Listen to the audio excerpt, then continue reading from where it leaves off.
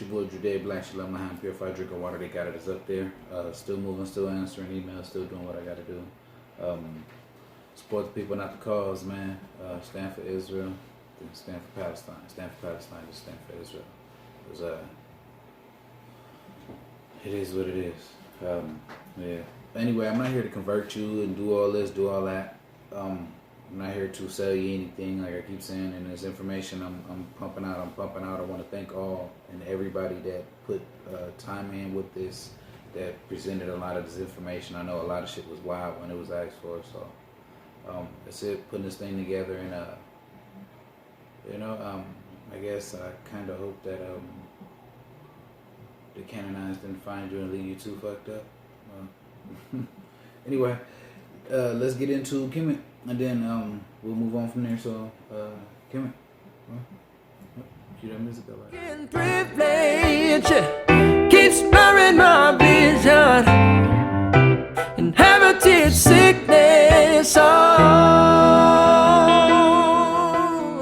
When Islam in 640 conquered Egypt, there wasn't a real big battle because the Romans were ruling with such tyranny that the people thought Islam was like a savior. And Islam kind of gave them an ultimatum. You either become Muslims or you join Amin-Ra today. So a lot of people joined Amin-Ra and died right there on the spot. And then other people were converted. And that's the beginning of the Moors. The Moors were the converted Africans from the Happy Valley who now became Muslims.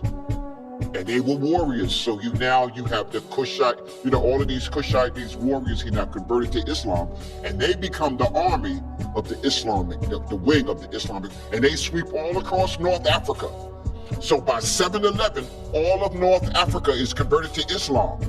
Not by Arabs, but by these African converts, the Moors. And now I have to say this, I know we don't like to talk about it, but Mali, Ghana, and Senegal all fell because of African converts converted to Islam, sacked and destroyed their own culture and their own parents. So from the inside out. So I just need you to understand. No all Arab army came in and did anything. No European army came in. These were all Africans who were converted who came in. Even when the Europeans, under the French and stuff, they just converted Africans and made them their army to fight against the other people. So I just need people to really just do their study. I know people are wearing the fezzes and they think they're all proud about that. That's the Turks. That's the Ottomans. That's the people who were their enslavers who converted them. They think that was the knowledge. No, the knowledge didn't happen until 640 when they sacked the libraries and conquered Kemet, and they took all that information and converted to Arabic.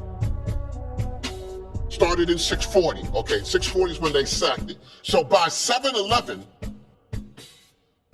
they had converted all of that stuff now. And let me say this here. When the Africans moved into like Timbuktu and all of that, that writing there was the Demotic writing. Arabic, the Arabs took the cursive form, the Demotic writing of Kemet, and adopted it as their writing system. So they wrote Arabic, just like I speak Swahili, but we don't have a Swahili script right now. We write Swahili with the English, Greco-Roman scripts, right? So they start writing their Arabic language with the Medunetia, the Demotic. So when the Africans saw this writing of the early Quran, they thought it was a continuation of ancient Kemet. And then after they realized it wasn't, it was already too late. So I just need you to say that converts. So the Arabs used the cursive writing. There is no Arabic writing form outside of ancient Kemet. They didn't have a writing system. The Prophet Muhammad did not write or read. And those early didn't write or read. Bilal came from Ethiopia. He was the knowledge. In fact, the book will even tell you if you really want to know Islam, you have to know Bilal, the first convert of Islam, the black man. See, but the Arabs took over that religion after the Prophet Muhammad died and fought and broke it up into the factions that you have. So you have the Shiites, you have different factions of Islam. Okay.